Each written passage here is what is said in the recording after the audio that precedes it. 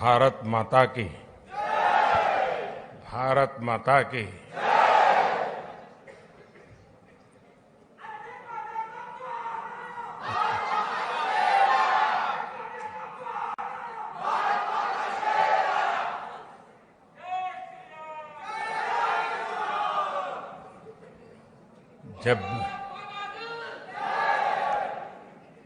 जब भी मैं जापान आता हूं तो मैं हर बार देखता हूं कि आपकी स्नेह वर्षा हर बार बढ़ती ही जाती है।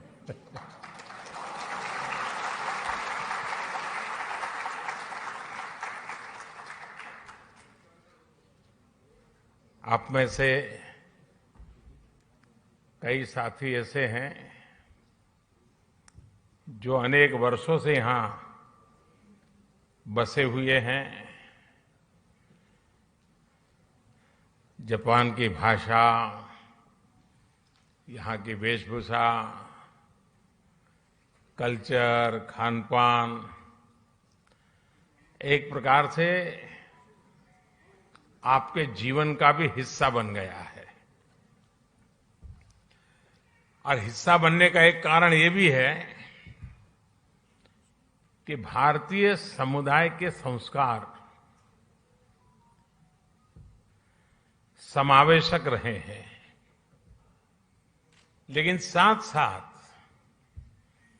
जापान में अपनी परंपरा, अपने मूल्य, अपनी जीवन पद्धति, उसके प्रति जो कमिटमेंट है वो बहुत गहरा है। और इस दोनों का मिलन हुआ है, इसलिए स्वाभाविक रूप से एक अपनेपन के महसूस होना बहुत स्वाभाविक होता है।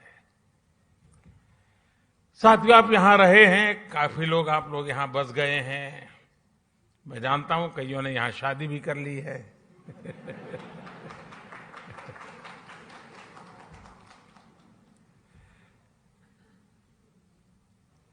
लेकिन ये भी सही है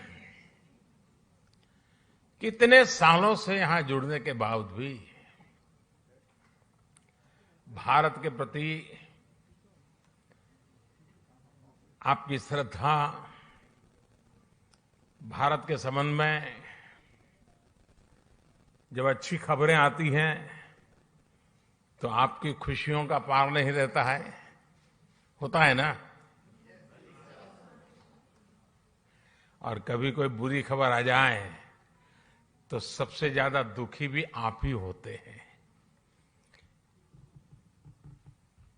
ये विशेषता है हम लोगों की कि हम कर्म भूमि से तन मन से जुड़ जाते हैं, खप जाते हैं, लेकिन मातृभूमि के जो जड़ों से जुड़ाव है उससे कभी दूरी नहीं बनने देते हैं। और यही हमारा सबसे बड़ा सामर्थ्य है।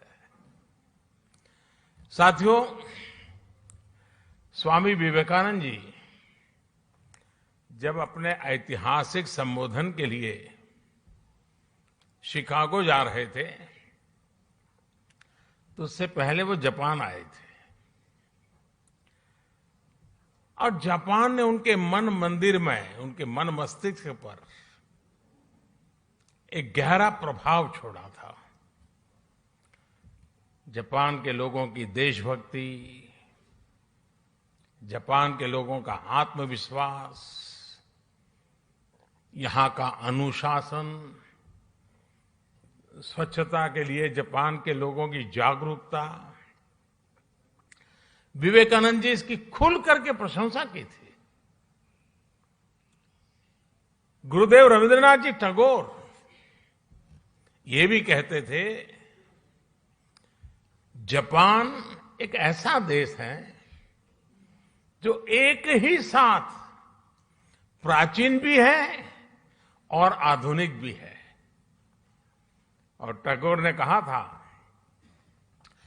Japan has come out of the immemorial East like a lotus blossoming in easy grace. All the while, keeping its firm hold upon the profound depth for which it has sprung.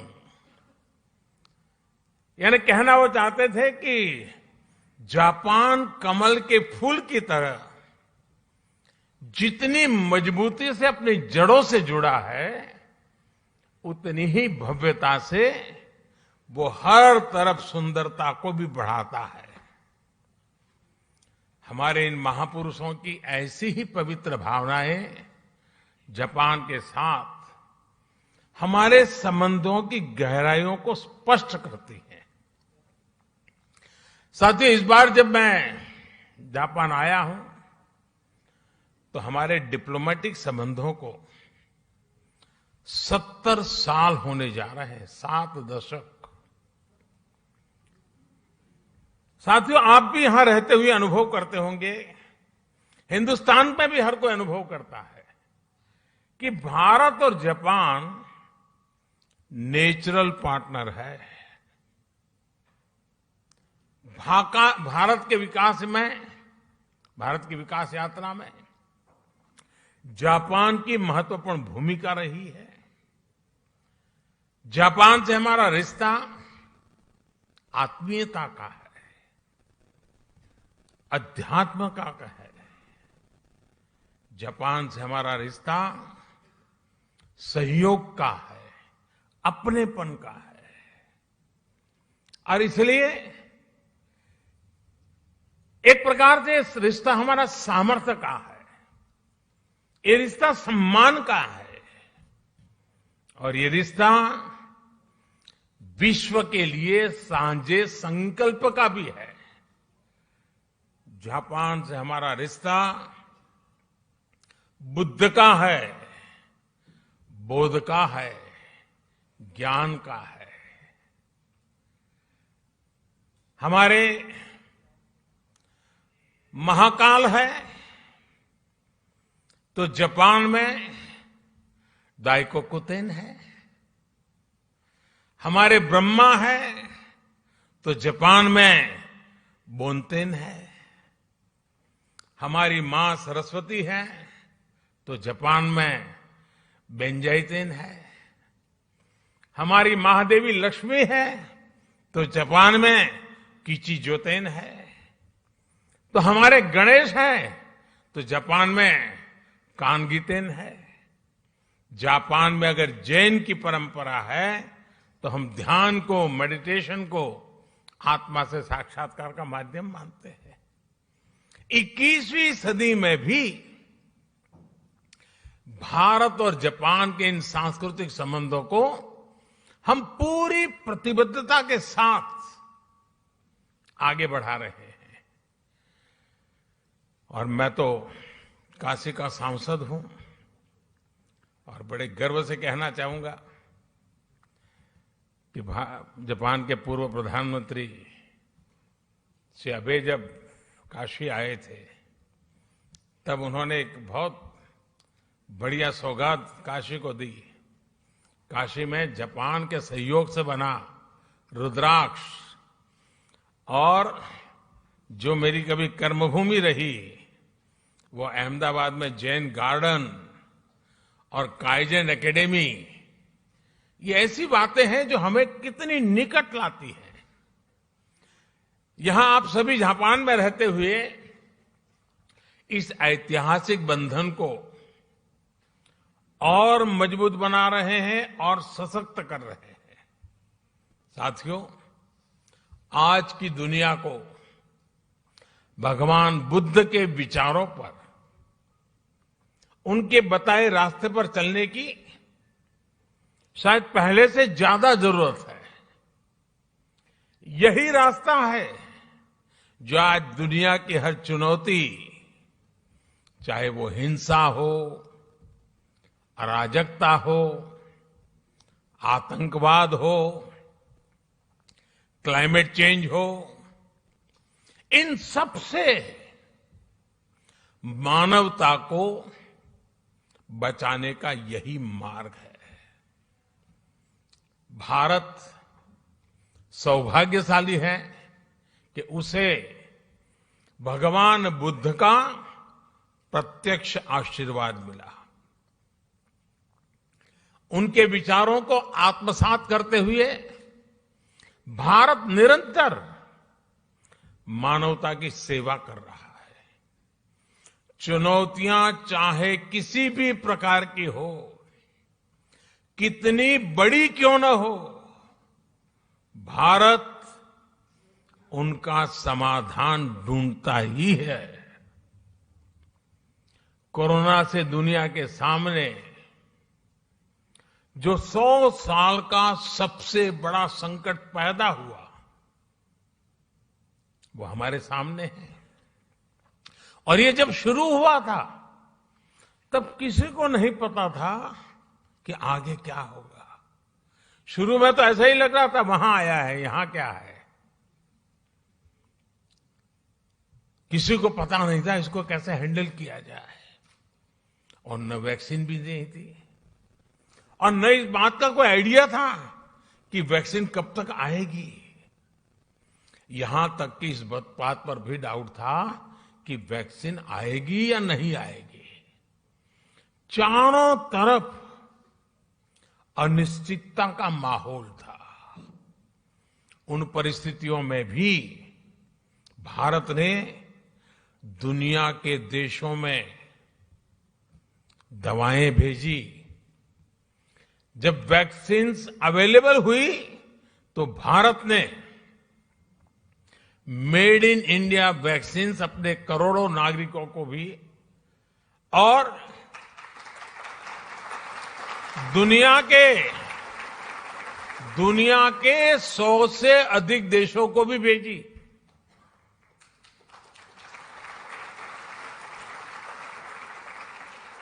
साथियों, अपनी स्वास्थ्य सेवाओं को और बेहतर बनाने के लिए भारत अभूतपूर्व निवेश कर रहा है। दूर सुदूर क्षेत्रों में भी स्वास्थ्य सुविधाएं पहुंचे, इसके लिए देश भर में लाखों नए वेलनेस सेंटर्स बनाए जा रहे हैं। आपको ये जानकर के भी खुशी होगी, शायद आज आपने भी सुना होगा, वर्ल्ड हेल्थ ऑर्गेनाइजेशन WHO ने भारत की आशा वर्कर्स, आशा बहनों को director generals global health leader award से सम्मानित किया है।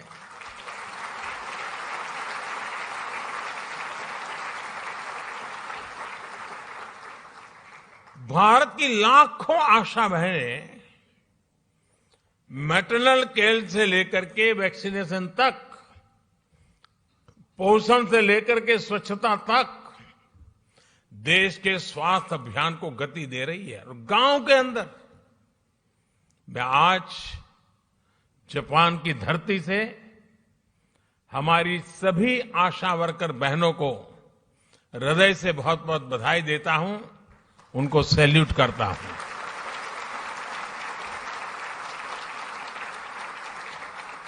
साथियों, भारत आज किस तरह वैश्विक चुनौतियों का मुकाबला करने में मदद कर रहा है, इसका एक और उदाहरण एनवायरनमेंट का भी है।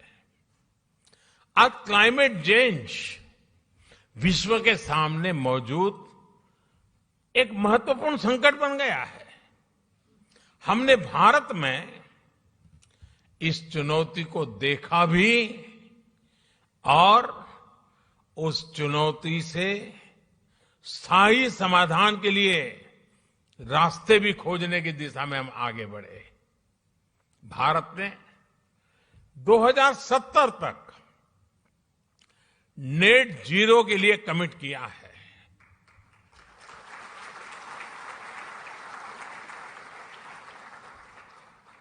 हमने इंटरनेशनल सोलर अलायंस जैसे ग्लोबल इनिशिएटिव का भी नेतृत्व किया। क्लाइमेट चेंज के कारण दुनिया पर नेचुरल डिजास्टर्स का खतरा भी बढ़ गया है। इन डिजास्टर्स के खतरों को, उनके प्रदूषण के दुष्प्रभावों को जापान के लोगों से ज्यादा बेहतर और कौन समझ सकता है। प्राकृतिक आपदाओं से जापान ने लड़ने की क्षमता भी बना दी है। जिस तरह जापान के लोगों ने इन चुनौतियों का सामना किया है, हर समस्या से कुछ न कुछ सीखा है, उसका समाधान खोजा है और व्यवस्थाएं भी विकसित की है, व्यक्तियों का भी उस प्रकार से संस्कार किया है। यह अपने आप में सराहनीय है।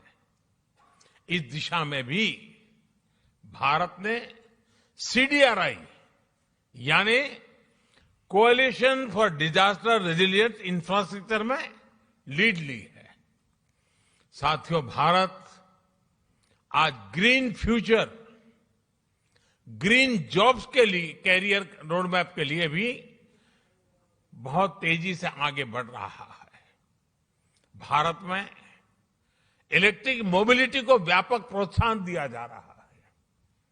ग्रीन हाइड्रोजन को हाइड्रोकार्बन का विकल्प बनाने के लिए विशेष मिशन शुरू किया गया है।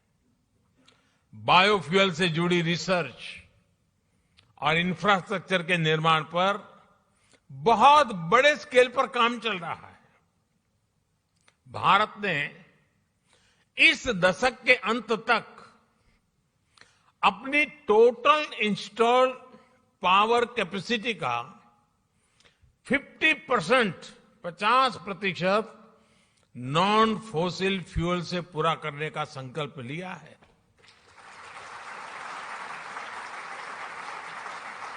साथियों, समस्याओं के समाधान को लेकर भारतीयों का जो ये आत्मविश्वास है, ये आत्मविश्वास आज हर क्षेत्र में, हर दिशा में, हर कदम पर दिखाई देता है। ग्लोबल सप्लाई चेन को जिस प्रकार बीते 2 सालों में नुकसान पहुंचा है, पूरी सप्लाई चेन सवालिया निशान में घिरी हुई है। आज सारी दुनिया के लिए यह अपने आप में एक बहुत बड़ा संकट बना हुआ है। भविष्य में ऐसी स्थिति से बचने के लिए हम आत्मनिर्भरता के संकल्प के साथ आगे बढ़ रहे हैं।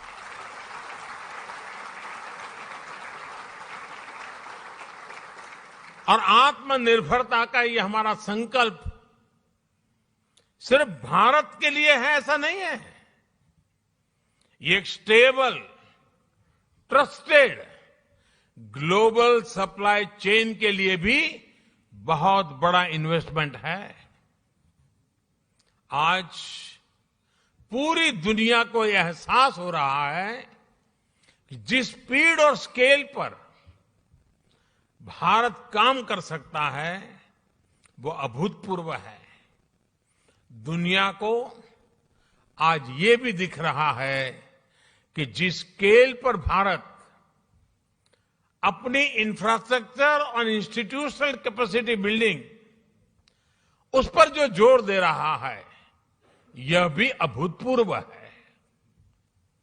मुझे खुशी है कि हमारी इस कैपेसिटी के निर्माण में जापान एक अहम भागीदार है। Mumbai Ahmedabad high speed rail हो, दिल्ली मुंबई इंडस्ट्रियल कॉरिडोर हो, डेडिकेटेड फ्रेट कॉरिडोर हो, ये भारत जापान के सहयोग के बहुत बड़े उदाहरण हैं। साथियों, भारत में हो रहे बदलावों में एक और खास बात है। हमने भारत में एक स्ट्रांग और रेजिलिएंट रिस्पॉन्सिबल डेमोक्रेसी की पहचान बनाई है। उसको बीते 8 सालों में हमने लोगों के जीवन में सकारात्मक बदलाव का माध्यम बनाया है। भारत की डेमोक्रेटिक प्रोसेस से आज समाज के वो लोग भी जुड़ रहे हैं जो कभी गौरव के साथ ये अनुभव नहीं कर रहे थे कि वो भी इसका हिस्सा है। हर बार हर इलेक्शन में रिकॉर्ड टर्नआउट, और उसमें भी यहां जो हमारी माताएं बहनें हैं उनको जरा खुशी होगी। आप अगर भारत के चुनावों को डिटेल में देखते होंगे तो आपको ध्यान आता होगा कि पुरुषों से ज्यादा महिलाएं वोट कर रही है।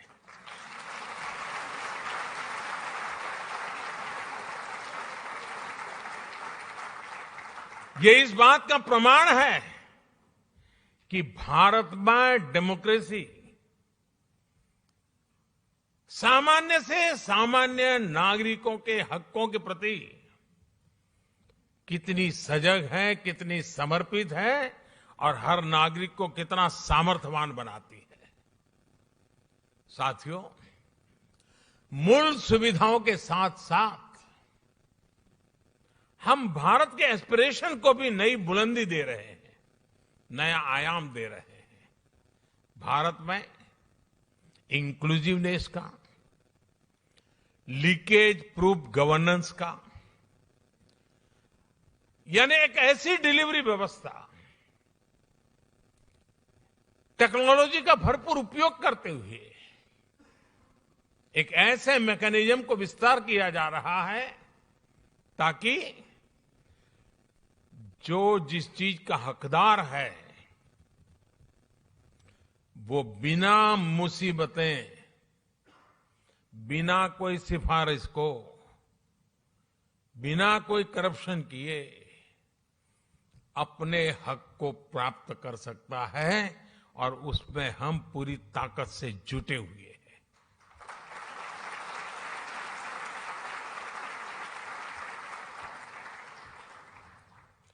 और टेक्नोलॉजी के इस उपयोग ने, डायरेक्ट बेनिफिट ट्रांसफर की इस परंपरा ने कोरोना के इस विकट कालखंड में गत 2 वर्ष में भारत की और खास करके भारत के दूर सुदूर गांव में रहने वाले, जंगलों में रहने वाले हमारे नागरिकों के हकों की बहुत बड़ी रक्षा की है, उनकी मदद की है। साथियों, भारत का बैंकिंग सिस्टम इन मुश्किल हालात में भी निरंतर चलता रहा, और उसका एक कारण भारत में जो डिजिटल रिवॉल्यूशन आया है, डिजिटल नेटवर्क की जो ताकत बनी है, उसका ये परिणाम मिल रहा है। और आपको साथियों जानकर के खुशी होगी, पूरी दुनिया में जो डिजिटल ट्रांजैक्शन होते हैं ना, कैशलेस, यहां जापान में तो आप लोग टेक्नोलॉजी से भली भांति परिचित रहते हैं, लेकिन ये बात सुनकर के आनंद होगा, आश्चर्य होगा और गर्व होगा। पूरे विश्व में जितना भी डिजिटल ट्रांजैक्शन होता है उसमें से 40% अकेले भारत में होता है।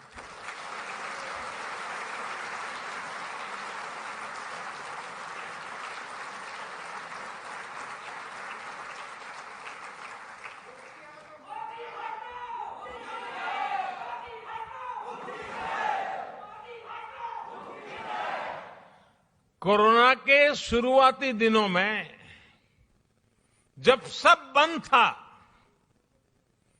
उस संकट के कालखंड में भी भारत सरकार एक क्लिक बटन दबा करके एक साथ करोड़ों भारतीयों तक आसानी से उनके लिए जो मदद पहुंचानी है पहुंचा पाते थे।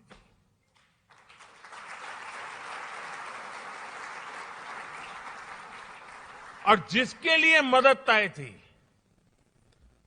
उसी को मिली समय पर मिली और इस संकट से जूझने का उसे सामर्थ्य भी मिला।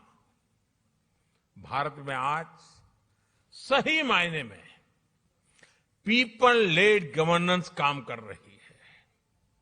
गवर्नेंस का यही मॉडल डिलीवरी को एफिशिएंट बना रहा है। यही डेमोक्रेसी पर निरंतर मजबूत होते विश्वास का सबसे बड़ा कारण है। साथियों, आज जब भारत आजादी के 75 साल मना रहा है, आजादी का अमृत महोत्सव मना रहा है, तो वो आने वाले 25 साल यानी आजादी के 100वें वर्ष तक हिंदुस्तान को हमें कहां पहुंचाना है, किस ऊंचाई को प्राप्त करना है, विश्व में हमारे झंडा कहां कहां कैसे कैसे गाड़ना है, आज हिंदुस्तान उस रोड मैप तैयार करने पर लगा हुआ है।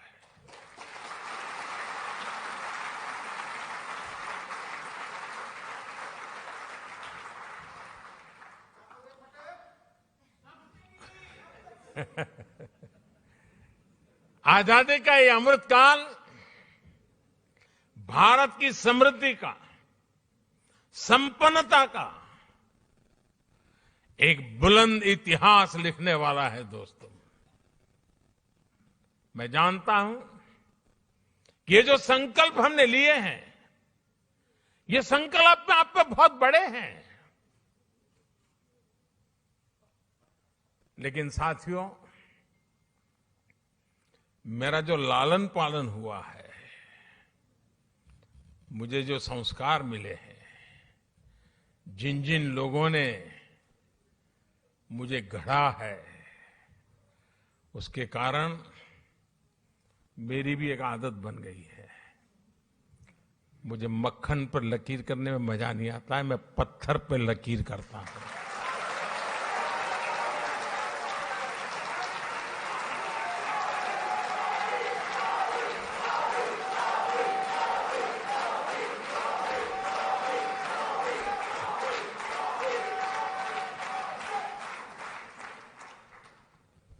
लेकिन साथियों, सवाल मोदी का नहीं है।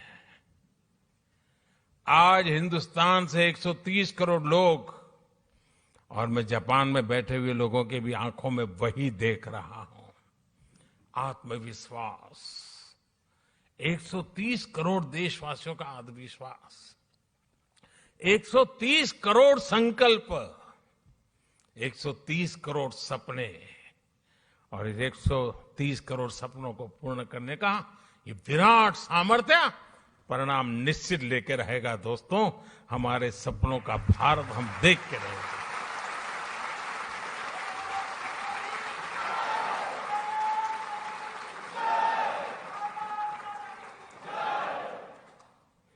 आज भारत अपनी सभ्यता, अपनी संस्कृति, अपनी संस्थाओं के,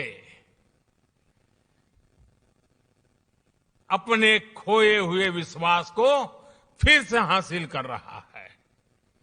दुनिया भर में कोई भी भारतीय आज सीना तान करके, आंख में आंख मिला करके हिंदुस्तान की बात बड़े गर्व से कर रहा है। ये परिवर्तन आया है।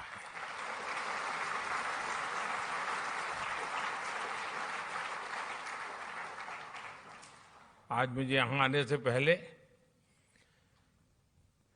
भारत की महानताओं से प्रभावित कुछ लोग जो अपना जीवन खपा रहे हैं, ऐसे लोगों के दर्शन करने का मुझे मौका मिला,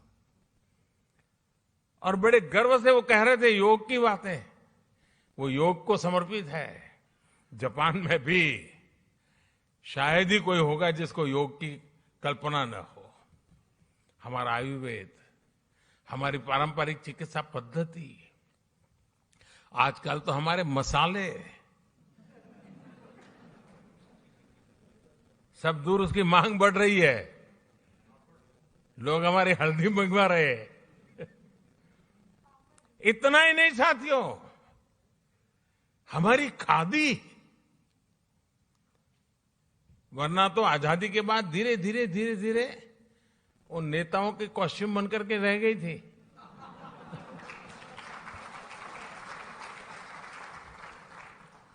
आज उसका आज पुनर्जीवन हो गया है। खादी ग्लोबल बन रही है जी। यही तो भारत की बदलती हुई तस्वीर है दोस्तों। आज का भारत अपने अतीत को लेकर जितना गौरवान्वित है, उतना ही tech led, science led, innovation led, talent led future को लेकर भी आशावान है। जापान से प्रभावित होकर स्वामी विवेकानंद जी ने एक बार कहा था कि हम भारतीय नौजवानों को अपने जीवन में कम से कम एक बार जापान की यात्रा जरूर करनी चाहिए।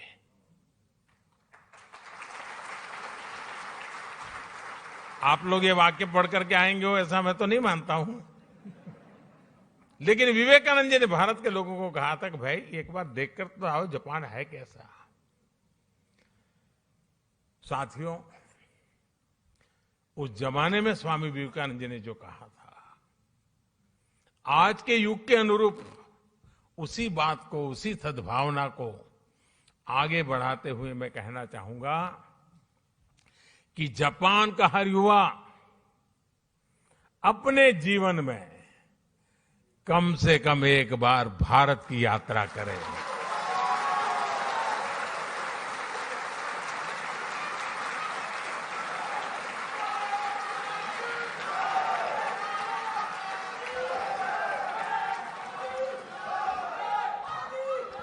आपने अपनी स्किल से, अपने टैलेंट से, अपनी एंटरप्रेन्योरशिप से जापान की इस महान धरती को मंत्रमुग्ध किया है।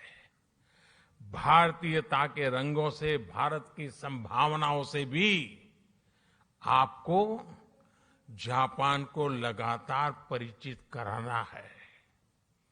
आस्था हो या एडवेंचर, जापान के लिए तो भारत एक स्वाभाविक टूरिस्ट डेस्टिनेशन है।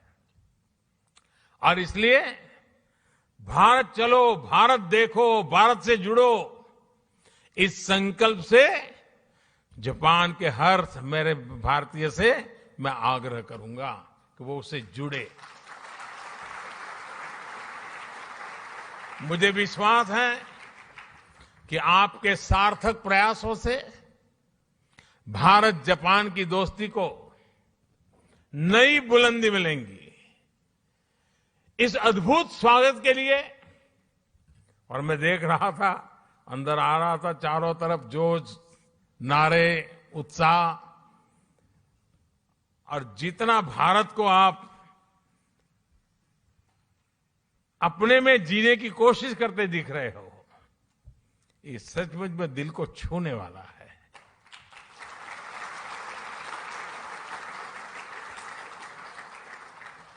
आपका ये प्यार, ये स्नेह हमेशा बना रहे।